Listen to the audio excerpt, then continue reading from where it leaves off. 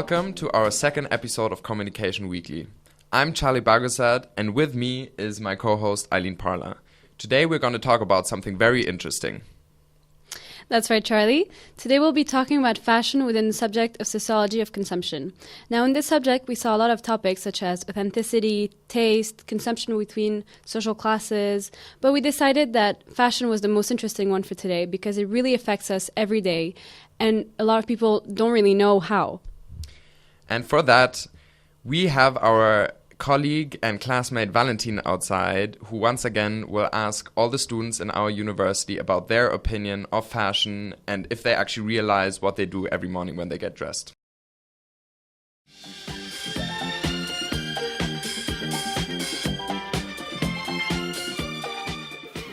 Thank you very much, guys. I'm outside now and we're going to interview some people about fashion.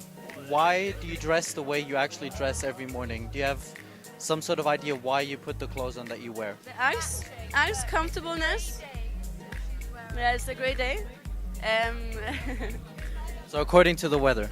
Yeah, according to the weather, I would say. I think I dress it because I feel comfortable about it. Because actually I want to dress kind of a little different than other persons and try to be more special. So you're trying to say that you want to set yourself apart from other people when you put on your clothes? Sometimes maybe yes. Try to be not that kind of boring, yeah. Okay, in the mornings when you dress yourself, do you dress yourself because other people dress the same way you do, or is it just because you want to look like that?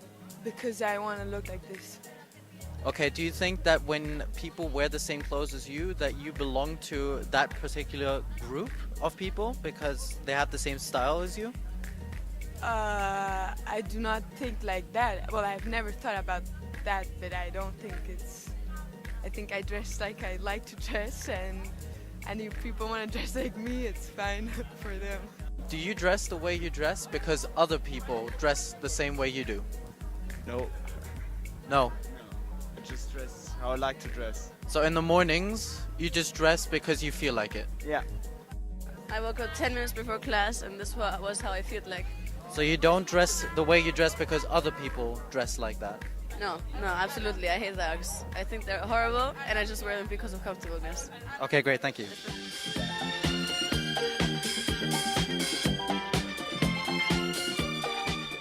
So welcome back in the studio, and thank you to Valentin for getting us those interviews.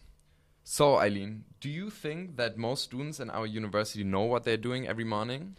Actually, I'm not really sure, Charlie. How about we go ask Dima to go into an analysis that's more in-depth? Hello, everybody. So as we can see in what we've heard, we can now explore fashion in a more theoretical perspective.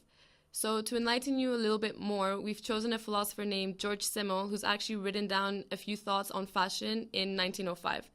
So what Simmel believes is that people dress a certain way in order to fit into a certain type of group, in order to be considered fashionable.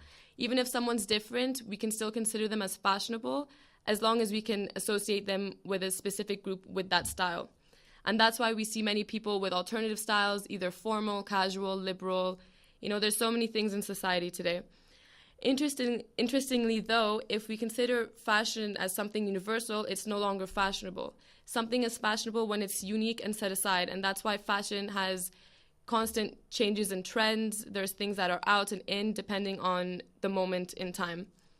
And that's it for today. Thank you. Back to you guys. Thank you, Dima, for this in-depth analysis. So, today we learned that fashion is a type of communication. Instead of it only showing the brands we want to wear, it also represents our views, our interests, our morality.